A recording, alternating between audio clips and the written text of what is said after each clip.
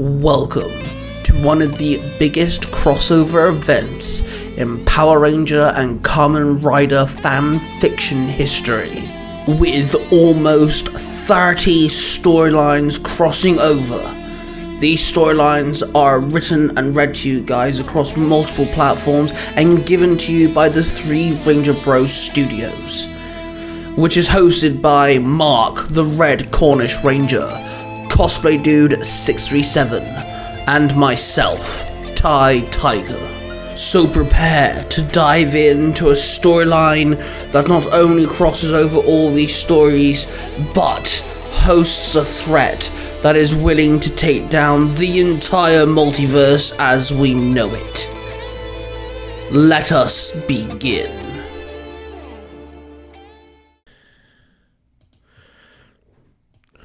Rangers and Riders Unite. War for the Multiverse. Part 3. The End of Universe 20.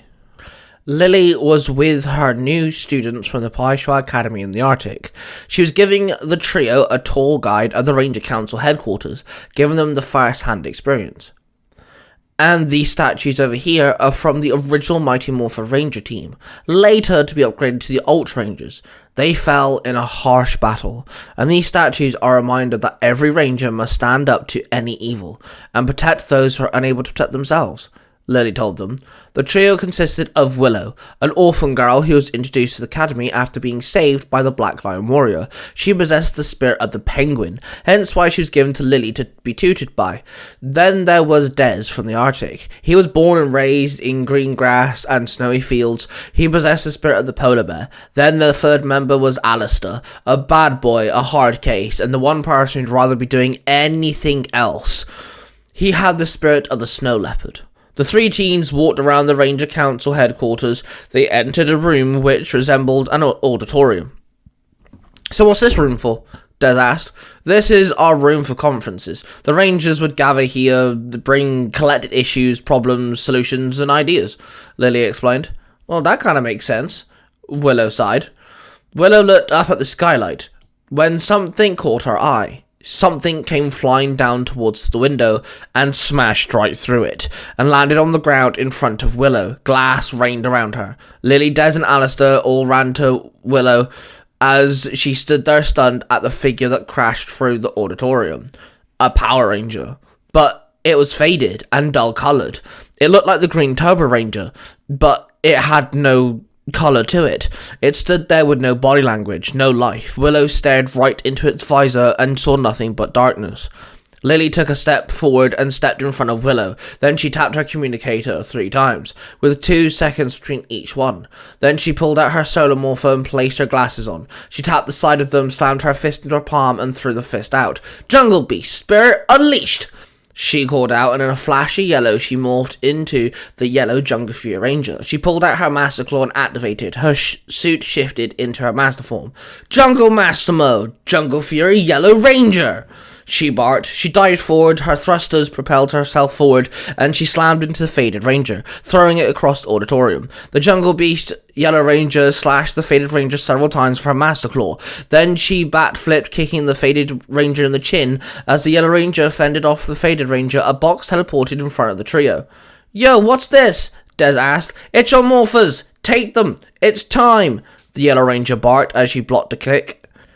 Willow opened the box and saw 3 sets of 4-arm-length gauntlets, 1 yellow, 1 red, and 1 white. The yellow set was for Willow. It had a penguin insignia on them. She grabbed the gauntlets and strapped them on. Des grabbed the white set of gauntlets. They had the polar bear insignia, and Alistair grabbed the red pair of gauntlets with the snow leopard insignia.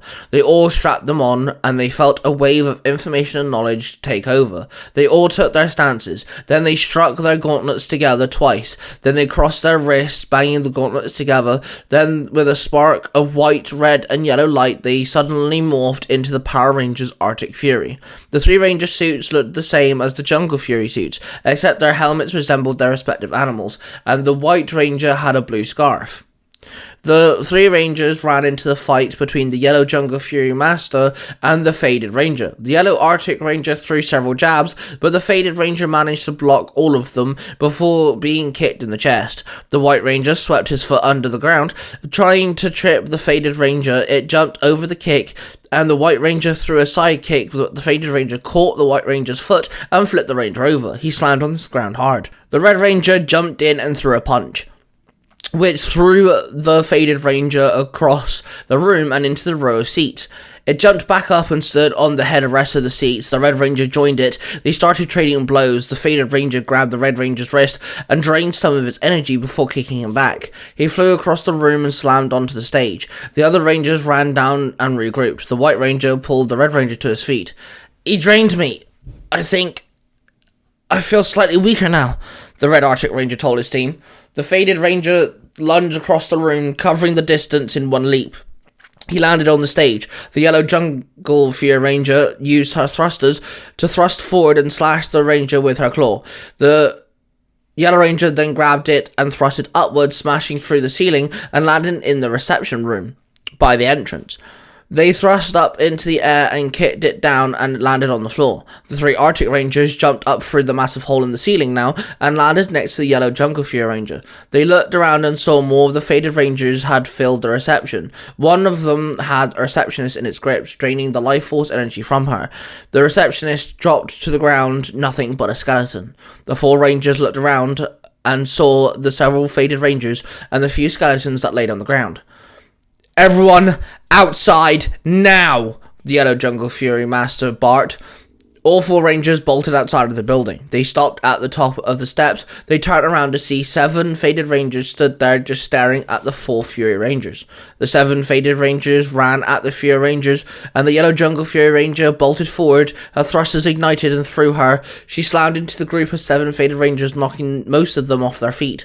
Then suddenly someone landed next to the Yellow Ranger, and as he landed, he spun around and kicked one of the standing Faded Rangers off their feet. He stood there in his fighting stance. "Jason, you're okay. It's nice to see you out and about," the Yellow Jungle Fury Ranger muttered. Jason was from an alternate universe, and he had been saved by Mark the Red Cornish Ranger, and been taken refuge in Universe 20. "I went for some training. I saw these things all over town. Came here when I saw no rangers about. All I found was skeletons. I was about to turn and leave till I saw you guys running out of the building." Jason told her. "Wait, these things are all around town as well? They must be making people turn into skeletons," the White Arctic Fury Ranger asked. Jason just nodded. "Wait, Jason, why are you here?" the Yellow Jungle Fury Ranger asked him. "I can't fight these things all by myself, so I got this from the experimental lab." Jason muttered. He pulled out his Master Morpher. "Good idea," the Yellow Jungle Fury Ranger told him. Everyone dropped into their fighting stances as they saw the Faded Rangers had surrounded them. Jason held out his Master Morpher. "Gold Zeo Power!" Jason called out. The gold Zeo coin appeared in the morpher and he morphed into the gold Zeo Ranger. The 5 Rangers started fighting the Faded Rangers.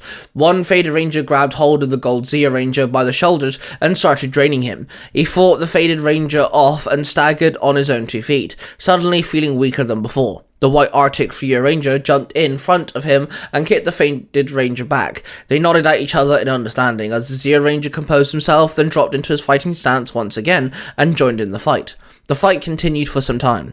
They defended and they attacked. They were attacked, and they were hit rather hard. But no matter what the Faded Rangers kept doing, they kept on the assault, no matter what. Something big appeared in the sky, blocking out the sun. Everyone looked up to see a green cube in the sky. It opened up, each side had flipped open, and in the center of the cube was some form of octopus-looking thing. It was a mecha like no one had ever seen. "That's one strange-looking cubed octopus mecha," the Red Ranger muttered. Suddenly, the life force energy was being ripped from the ground, the plants, and the people all around. The energy was siphoned into the nozzle of the cubed octopus mecha. "Why aren't we being affected?" the White Ranger asked. "It must be our ranger suits. No one demorph," the Gold Ranger barked. The Yellow Rangers looked out to the city. The screams of the dying filled the air. "What can we do?" the Arctic Fury White Ranger asked sadly. I don't know, but I can try something, his master replied. The jungle master weaved her body in a sequence of stances. Her spiritual energy rippled off of her, then she threw her hands out and the spirit of the cheetah formed. It bolted into the sky and became the Jungle Fury Cheetah Zord. The Zord swiped its claws at the cube mecha. It swiftly moved out of the way of the clawed attack. On the ground, the Gold Zia Ranger joined the Arctic Fury Rangers as they continued fighting off the group of faded Rangers. The 4 Rangers were beat down pretty badly. The yellow Arctic Fury Ranger got grabbed by the faded Ranger. It grabbed her by the neck and kneed her in the stomach, elbowed her in the back of the head, then uppercutted her, knocking her off her feet. She landed on the ground with a hard thud. Another faded ranger jumped on top of her, placing its hands on her helmet and started draining her morphing grid energy. She screamed out as her powers being ripped from her. The Gold Zia Ranger tried to get to the yellow Arctic Fury Ranger to aid her, but the 3 faded rangers stopped him. The white and red rangers tried to aid their teammates, but were attacked by the faded rangers wielding quasar sabers that had a rainbow light glow to them. The Yellow Ranger's suit started to dematerialize. She started to wriggle under the weight of the faded ranger and struggle, but as her powers drained from her, she was useless. Suddenly, someone appeared next to them. He swung a sword and slashed the faded ranger off of her. The faded ranger rolled on the ground, and the guy pulled the Arctic Fury Ranger to her feet, her suit rematerializing quickly. She stood with a weak breath. "Thanks, mister," she huffed. No problem. Just be careful with those things, the guy said. She gazed upon the man and shook her head as shock hit her hard. "Oh my god, you're the Red Cornish Ranger," the Yellow Ranger gasped. That I am, and I'm here to defend my universe and get any survivors out of here.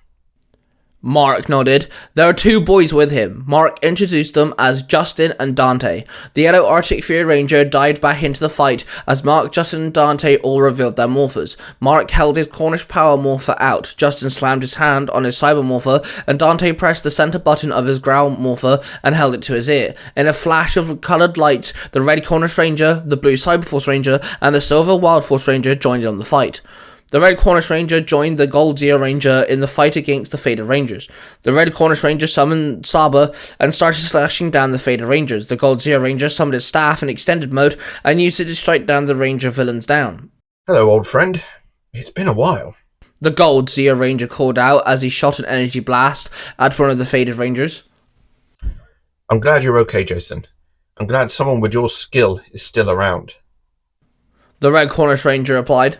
The Blue and Silver Rangers tag-teamed one of the Faded Rangers, but their efforts were met with no results. The Cube Octopus Mecha rotated rapidly and struck the Cheetah Zord, making it disperse back into spiritual energy. The pressure released threw the Jungle Fury Yellow Ranger off her feet. She managed to jump back up quickly, but was kicked back by a Fadenizer. The Red Cornish Ranger had told them that's what they were called. The Red Cornish Ranger backflipped away from the fight and he opened his holographic map which scanned for life forms. The scanner scanned the entire planet. The Red Cornish Ranger then scanned the whole universe. KO-35, Eltar, Aquitar, Triforia. Every planet was lifeless. No sign of society, plant or creature. The Red Cornish Ranger walked into the middle of the fight and opened a portal. He stood there and pointed at the portal before him. Everyone! Get in now! The Red Cornish Ranger ordered. But Mark, we need to defend the Earth. The Gold Zia Ranger protested. We can fend them off till backup arrives, the White Arctic Fury stated. There's no point. Earth is gone. They got the whole universe. There's no life left. Other than us. We need to get out of here. Dante, Justin, and myself are taking refugees. We've managed to get the Ultra Rangers. You guys can join us as well. We are trying to figure a way to stop all this. Now, come on. The Red Cornish Ranger barked at everyone. The Arctic Fury Rangers, Yellow Jungle Fury Ranger, and the Gold Zia Ranger all ran through the portal. The Silver Wild Force Ranger walked up to the Red Cornish Ranger. He placed his hand on the Red Ranger's shoulder, then he walked through the portal as well, followed by the Blue Cyberforce Ranger. The Red Cornish Ranger stood before the portal, but instead of walking through it, he summoned the Sword of Darkness. He turned around and swung the evil blade at the Fadenizers. He slashed every single one of them down. He stood there and watched as they all stood back up like nothing had happened. The Red Cornish Ranger looked up and saw the cube octopus mecha as it started to absorb the entire planet's life force. He shook his head, then walked through the portal. The command center now hosted the Rangers and Riders and Companions from Universe 19, some of the Rangers and Ultra Rangers from Universe 20, the Power Rangers Street Foundation and Apex Rangers from Universe 113, and the Global Team from Universe 2118. Welcome, everyone. I wish we all met under different circumstances. Whilst our two teams went to collect the Apex Rangers and those from Universe 20, the ones left behind start strategizing a counterattack. Zordon told the room. What did you come up with? Dante from Universe 19 asked. Billy, Haley, and CJ have come up with a plan. Zordon stated. Thanks, Zordon. Okay, I've taken all the knowledge we know, taking everyone's statements, making graphs, running diagnostics, and we figured out a few things. Billy told the Union. Billy pressed a small remote and the hologram appeared before them. Everyone saw the diagram on a certain universe. These mechas seem to be some kind of power batteries to these faded rangers. We've dubbed them Fadenizers. We managed to destroy one or two, and the Fadenizers got weaker as the mechas were destroyed. We need to focus on the mechas fighting before we take out the Fadenizers. Heading straight for the Fadenizers is technically suicide, Billy sighed. Then Haley stood forward. Me and CJ have been checking out how these Fadenizers work. They can drain life force energy.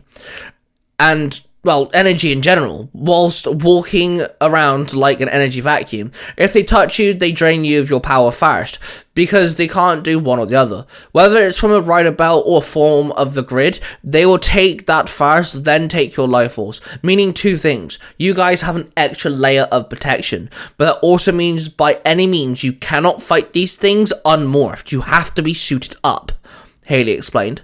Then last but not least, CJ stepped forward. So these mechas are built and functioned exactly like Zords are, down to every nut and bolt. They don't run off the morphing grid though, like every single Zord does. They're going off of some form of trace of the morphing grid. There's definitely a signature there, but it's nothing more than a freckle. They've had contact with someone of the morphing grid for sure. Whoever's behind this might actually be using the morphing grid. Maybe they're a Power Ranger. Who knows? CJ stated. So what's the plan now? Stephanie asked. We need allies. We know those mechas are going through the multiverse. Maybe we have more allies out there. We need to send a call out to all those who are willing to listen. A call for action. To ask for help, but also to give those who need shelter a place to hide. Zordon told them. Shinon then cleared her throat. We have not seen any of these mechas use teleportation. They just leave the area, so going off that knowledge, we came up with an idea to tail them, follow them back, maybe find out where those things go. Maybe we can find a ringleader of sorts. Shinon suggested. Brohan then stepped forward. Out of myself and my siblings, I have the most battle experience. I wish to work with all of you here and build an alpha team and a beta team. The alpha team will go and find these mechas, no matter where they are, and attack.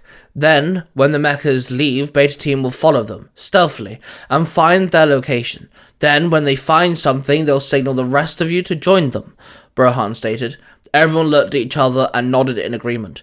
We keep talking about the multiverse and planets and all its people, which are valid, of course, but what about the realms that blur between the barriers? Violet piped up. She glanced over to Penny, who gave her a slight nod in agreement.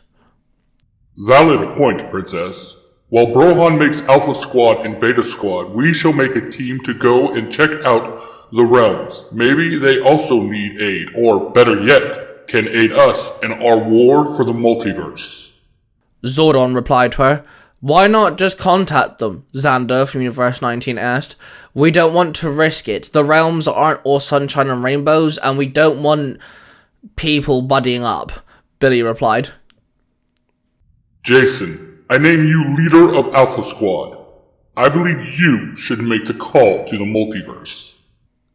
Zordon said to Jason. Jason, the leader of the Ultra Rangers, stepped forward and nodded. Haley presented him with a microphone. He gripped it tight. He looked over his shoulder to Haley, then over to Mikhail, who nodded at him. Jason took a deep breath, and then relayed the message for everyone across the multiverse to hear. A call for aid, a call for refuge, a call for every Power Ranger and Kamen Rider to answer. My name is Jason Lee Scott. I am the Red Ultra Ranger. I hail from Universe 19. I currently stand in shelter with others from across the multiverse. We came under attack by mechas mirroring technology that those of the Morphin Grid use for Zords. And Fated Rangers we are dubbing Fatanizers. This new enemy threatens every single living thing, plants, creatures, and planets. The Power Rangers, the Ultra Rangers, Apex Rangers, and Kamen Riders must unite. We must stand together. We must fight this fight like we have done so many times before. So I say to those willing to fight, to those who need shelter, to those still out there, come to us, survive and fight for our multiverse. What you have just listened to is a product created by the Three Ranger Bros Studio. Hosted by three cosplaying fathers who happen to be massive geeks of all sorts of fandoms. They are Mark, the Red Cornish Ranger, Cosplay Dude 637, and Ty Tiger. The studio covers different types of YouTube videos, TikToks, podcasts, and live streams. If you wish to find out who cosplays who, the YouTube channel, the TikTok accounts, and the podcasts, and all of the other social media platforms, please go to the 3rangerbrostudios.com.